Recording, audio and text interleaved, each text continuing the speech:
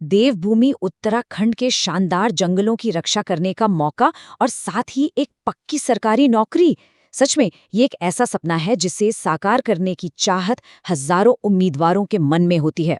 तो आज के इस खास विश्लेषण में यूकेएसएससी फॉरेस्ट गार्ड भर्ती 2026 के पूरे रोड मैप को डिकोड किया जा रहा है।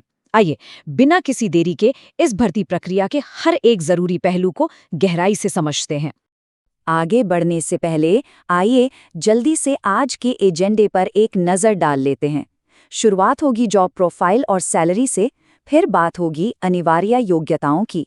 इसके बाद सिलेक्शन प्रोसेस के अहम चरण, फिजिकल फिटनेस के पैमाने, लिखित परीक्षा का सिलेबस और आखिर में 2026 की संभावित टाइमलाइन पर चर्चा की जाएगी। तो चलिए सबसे पहले और सबसे दिलचस्प हिस्से से शुरुआत करते हैं, जॉब ओवरव्यू और सैलरी।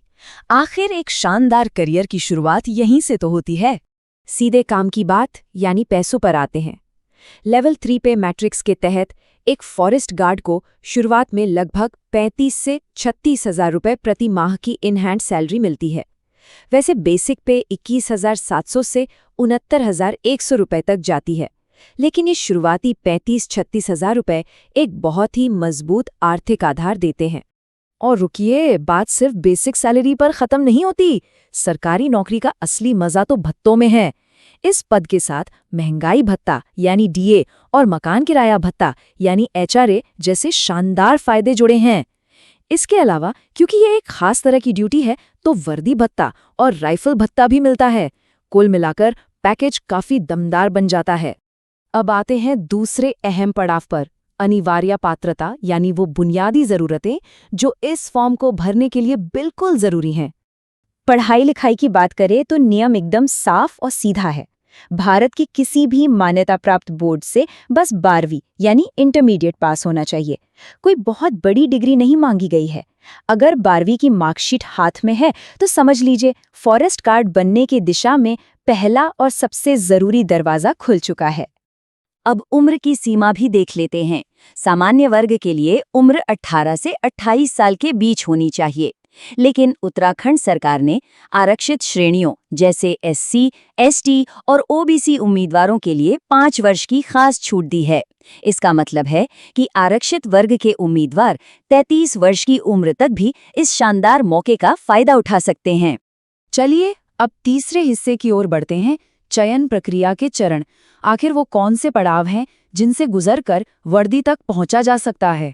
ध्यान देने वाली बात यह है कि इस पूरी यात्रा को 4 साफ और क्रमिक चरणों में बांटा गया है। सफर शुरू होगा एक लिखित परीक्षा से।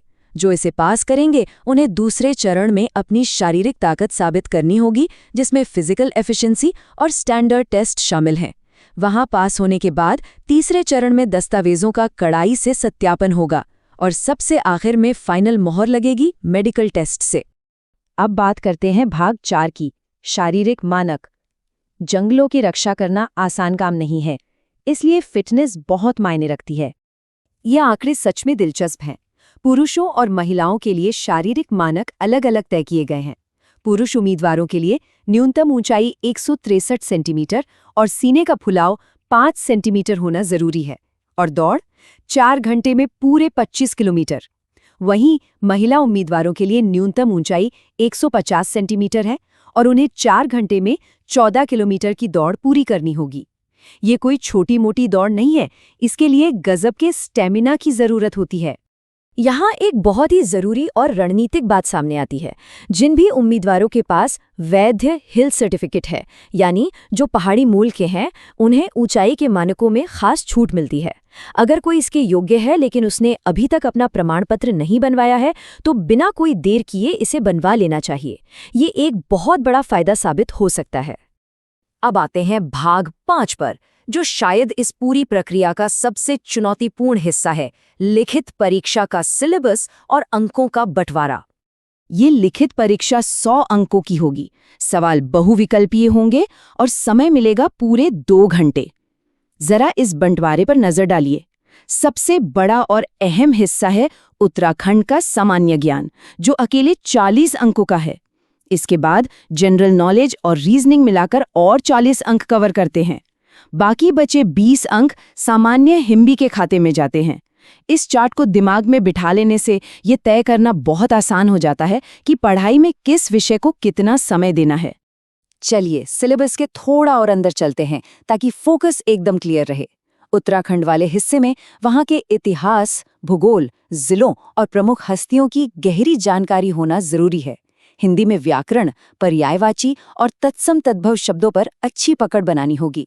वहीं सामान्य ज्ञान के पेपर में भारतीय राजनीति, इतिहास और कंप्यूटर की बेसिक जानकारी से जुड़े सवाल आएंगे।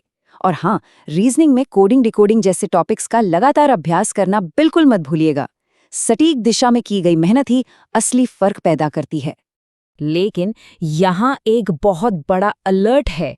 इस परीक्षा में नेगेटिव मार्किंग का सख्त नियम लागू होता है। हर गलत जवाब पर सीधा 1/4 यानी 1/4 अंक कट जाएगा।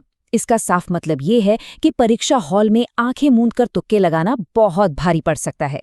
सवाल का जवाब तभी देना चाहिए जब पूरी तरह से यकीन हो, वरना जो नंबर कमाए हैं वो भी हाथ से निकल जाएंगे।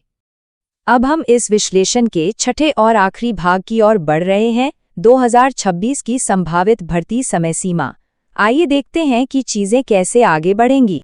2026 के लिए संभावित कैलेंडर कुछ इस तरह दिख सकता है। पूरी उम्मीद है कि अप्रैल के महीने में आधिकारिक नोटिफिकेशन जारी कर दिया जाएगा। उसके ठीक बाद मई में एप्लीकेशन फॉर्म भरने की खिड़की खुल जाएगी। जो उम्मीदवार फॉर्म भरेंगे उन्हें जून या जुलाई में लिखित परीक्षा देनी होगी, और जो वो अहम परीक्षा पास कर लेंगे उनकी शारीरिक दक्षता परीक्षा अक्टूबर के आसपास होने की संभावना है।